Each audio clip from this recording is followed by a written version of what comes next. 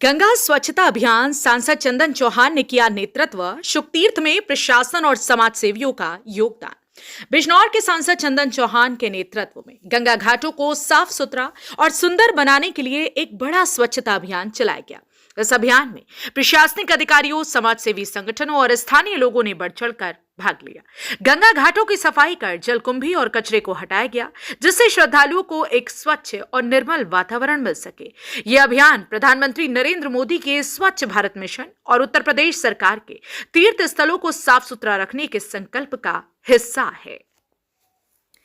सांसद चंदन चौहान ने खुद उठाई झाड़ू, गंगा में उतरे जलकुंभी हटाने। रविवार को शुकतीर्थ स्थित गंगा घाट पर जब स्वच्छता अभियान शुरू हुआ तो सांसद चंदन चौहान खुद झाड़ू लेकर सफाई करते नजर आए। इसके बाद वह प्रशासनिक अधिकारियों और समाज सेवियों के साथ गंगा में उतरे और जलकुंभी व अन्य कचरा हटाने में सहयोग किया।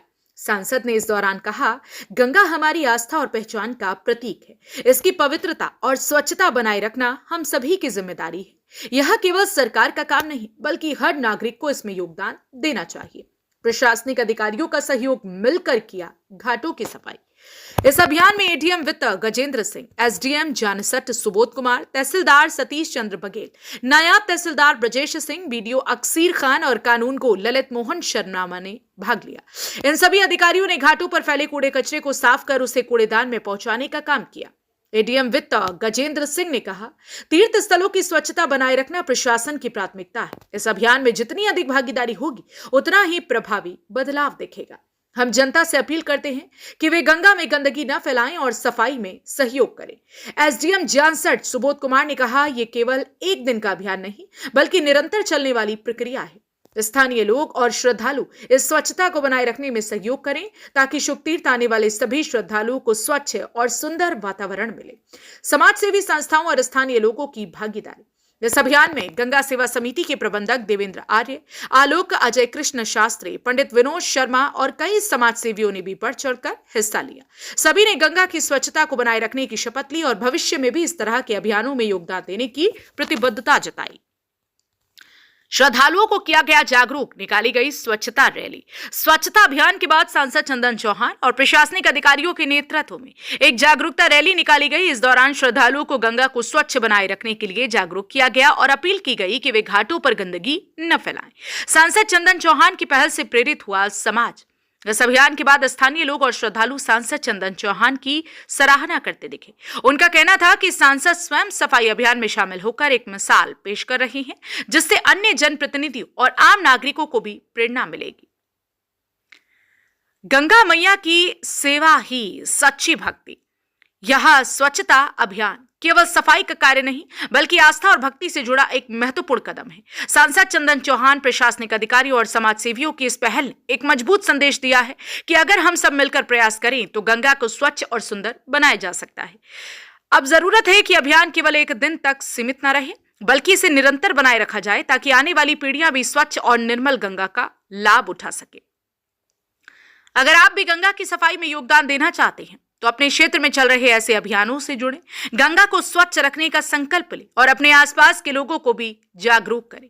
गंगा मैया की सेवा ही सच्ची भक्ति है। जनपद मुजफ्फरनगर से संवाददाता तनवीर मलिक की रिपोर्ट। आज गंगा घाट पर स्वच्छता अभियान चलाया गया है, क्या मकसद है इसका ही बता दीजिए। देखिए, प्रधानमंत्री जी का, आदरणीय मुख्यमंत्री जी का, आदरणीय चौधरी साहब का हमेशा संकल्प रहा स्वच्छ भारत और स्वस्थ भारत, और कहीं ना कहीं स्वच्छता से ही स्वस्थता और आने वाला जो भारत है हमारा भविष्य, उसका निर्माण होगा। उसी क्रम में जिला प्रशासन ने एक बहुत अच्छी पहल शुरू करी।